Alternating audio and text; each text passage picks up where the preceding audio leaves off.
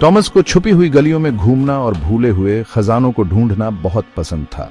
एक दिन वो एक बेकरी और फूलों की दुकान के बीच में बनी एक अजीबोगरीब एंटीक की दुकान की तरफ खींचा चला गया। इसके साइन बोर्ड पर धुंधले सोने से लिखा था टेम्पस। दुकान की खिड़की में अजीबोगरीब चीजें सजी थीं। एक टूटी हुई चीनी मिट्टी की गुड़िया, एक पीतल की दूरबीन और एक चांदी का कलंकित लॉकेट। लेकिन टॉमस का ध्यान एक पुरानी पॉकेट घड़ी ने अपनी तरफ खींचा। वाह, ये घड़ी देखो, ये तो कमाल की है।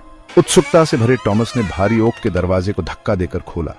अंदर की हवा पुरानी लकड़ी और भूली हुई कहानियों की गंध से भरी हुई थी। उसने धूल भरी अलमारियों पर अपनी उंगलियां फेरते हुए बीते युगों के अवशेषों को देखकर हैरानी जताई। उसकी उंगलियां एक चिकनी ठंडी सतह से टकराईं।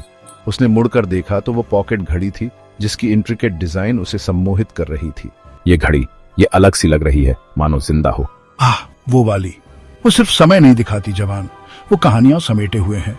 दुकानदार की बातों से मंत्रमुग्ध होकर टॉमस ने बिना किसी हिचकिचाहट के घड़ी खरीद ली।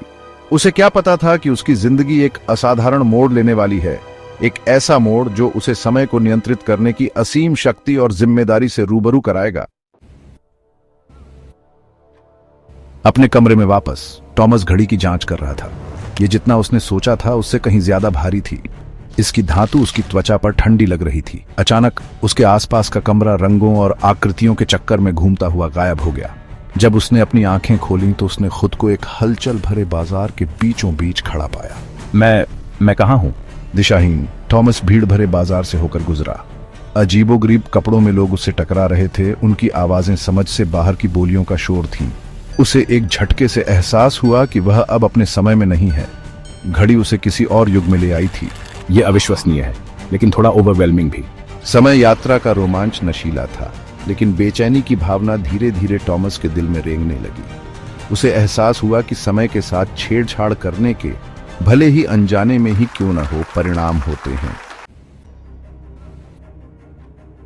टॉमस ने अपनी नई मिली शक्ति की सीमाओं को परखने का फैसला किया। उसने घड़ी की सुइयों को घुमाया, एक ऐतिहासिक घटना से दूसरी घटना में छलांग लगाते हुए। उसने विक्टोरियन लंदन में एक छोटी सी दुर्घटना को होने से रोका तो अखबारों में सड़क अपराध में वृद्धि की रिपोर्ट देखने को मिली। उसने महामंदी के दौरान एक संघर्षरत किसान की मदद की तो पता चला कि देश भर में फसल की पैदावार में भारी गिरावट आई है। मैंने क्या कर दिया? बदलाव पहली बार में तो मामूली ही लगे, समय के विशाल सागर में मात्र लहरें। लेकिन जैसे जैसे उसने अपने अस्थायी हस्तक्षेप को जारी रखा, लहरें लहरों में बदल गईं। उसने इतिहास की किताबों में विसंगतियां देखीं। जो वह सच मानता था और जो वास्तविकता वह देख रहा था, उनके बीच अंतर था। घड़ी अब एक खतरनाक हथियार की तरह लग रही थी। इसकी शक्ति उसके संभालने के लिए बहुत ज्यादा थी। मुझे इसे ठीक करना होगा किसी तरह। समय रेखा को ठीक करने के अपने हर प्रयास ने स्थिति को और बदतर कर दिया। हताश और भ्रमित टॉमस एक रहस्यमय धुंध से घिरे एक छिपे हुए बगीचे में ठोकर मार गया। बीच में एक पुराना ओक का पेड़ था जिसकी शाखाएं सदियों के भार से भारी थीं। जैसे ही वह पेड़ के पास पहुंचा, एक आकृति साये से प्रकट हुई। वह लंबा था और एक लंबे गहरे रंग के लबादे में लिपटा हुआ था। उसका चेहरा एक गहरे हुड से ढका हुआ था। तुम्हारे पास एक शक्तिशाली कलाकृति है युवा, एक ऐसी कलाकृति जो नश्वर हाथों में नहीं होनी चाहिए। उस व्यक्ति ने अपना परिचय समय के संरक्षक के रूप में दिया। उसकी आवाज गहरी और गुंजयमान एक प्राचीन शक्ति से गूंज रही थी। उसने टॉमस को समय के नाजुक संतुलन और उसके प्राकृतिक प्रवाह में हस्तक्षेप करने के खतरों के बारे में बताया। यह घड़ी एक उपकरण है, समय को नियंत्रित करने वाले जटिल तंत्र की कुंजी। यह तुच्छ कारनामों या व्यक्तिगत लाभ के लिए नहीं, बल्कि अस्थायी संतुलन के संरक्षण के लिए है। संरक्षक ने टॉमस को चेतावनी दी कि उसके कार्यों के परिणाम होंगे, न केवल उसके लिए बल्कि पूरे ब्रह्मांड के लिए। समय कोई नदी नहीं है जिसे पार किया जा सके, बल्कि एक ऐसी टेपेस्ट्री है जिसे संजो कर रखना चाहिए। हर धागा, हर घटना आपस में जुड़ी हुई है। एक को बदलो और तुम अस्तित्व के पूरे ताने बाने को उधेड़ने का जोखिम उठाते हो। संरक्षक के शब्दों ने टॉमस के भीतर एक राग छेड़ दिया। वह अंततः अपने कार्यों की गंभीरता को समझ गया। वह स्वार्थी, लापरवाह था और अब वह कीमत चुका रहा था।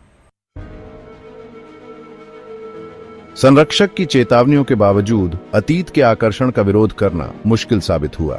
ऐतिहासिक गलतियों को सुधारने, त्रासदियों को रोकने और न्याय सुनिश्चित करने की संभावना एक आकर्षक प्रस्ताव थी। मैंने खुद को एक मूक संरक्षक, अतीत के रक्षक के रूप में कल्पना की, यह सुनिश्चित करते हुए कि इतिहास वैसे ही आगे बढ़े जैसे उसे होना चाहिए। संभावनाएं अनंत लग रही थीं, हर एक पिछले वाले से ज्यादा आकर्षक। लेकिन गहराई से टॉमस जानता था कि वह खुद को धोखा दे रहा है। उसने पहले ही प्रत्यक्ष रूप से उस अराजकता को देखा था जो समय रेखा में छोटे से छोटा बदलाव भी ला सकता है। फिर भी घड़ी ने रोमांच, ज्ञान और अतीत को उसकी सारी महिमा में अनुभव करने के वादे किए। आंतरिक संघर्ष मेरे भीतर चल रहा था, तलाशने की इच्छा बनाम रक्षा करने की जिम्मेदारी। मेरे अस्तित्व का हर फाइबर समय के माध्यम से यात्रा जारी रखने के लिए तरस रहा था। उसकी जिम्मेदारी का भार टॉमस पर पहले से कहीं ज्यादा भारी पड़ रहा था। उसे एहसास हुआ कि घड़ी कोई खिलौना नहीं बल्कि एक बोझ है। यह एक ऐसी जिम्मेदारी थी जिसके लिए वह तैयार नहीं था, एक ऐसी शक्ति जिसे वह नियंत्रित नहीं कर सकता था। उसके कार्यों के परिणाम चाहे कितने भी अच्छे इरादे से क्यों न किए गए हों, विनाशकारी थे। उसे वह अराजकता याद आई जो उसने देखी थी, समय के ताने बाने का उधड़ना। उसने अपने कार्यों से प्रभावित अनगिनत जीवन के बारे में सोचा, लहर प्रभाव जो पूरे इतिहास में वायरस की तरह फैल गया। भारी आह भरते हुए मुझे पता था कि मुझे क्या करना है। मैं उस छिपे हुए बगीचे में लौट आया।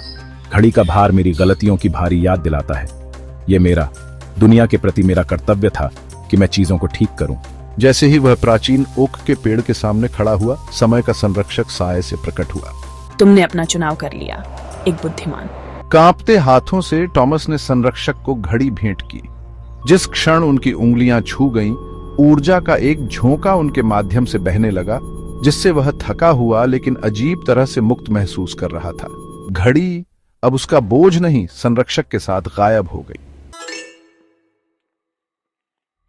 टॉमस अपने समय में लौट आया, अपने अनुभव से हमेशा के लिए बदल गया। वह अब अतीत को खेल के मैदान या इतिहास की किताब के रूप में नहीं देखता था।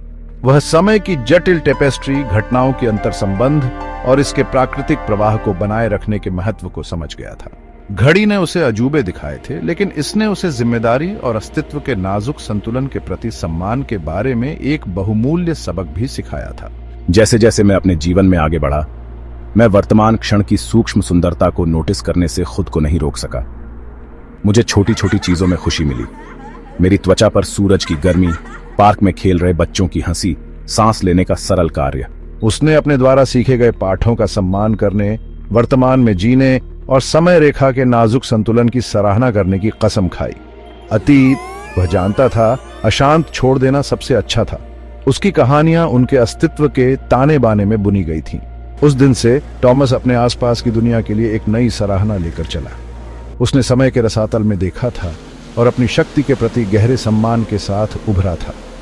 और यद्यपि प्राचीन वस्तुओं की दुकानें अभी भी उसे बुलाती थीं, वह जानता था कि कुछ दरवाजे बंद ही रहने देना सबसे अच्छा है, कुछ रहस्यों को अनसुलझा ही रहने देना सबसे अच्छा है।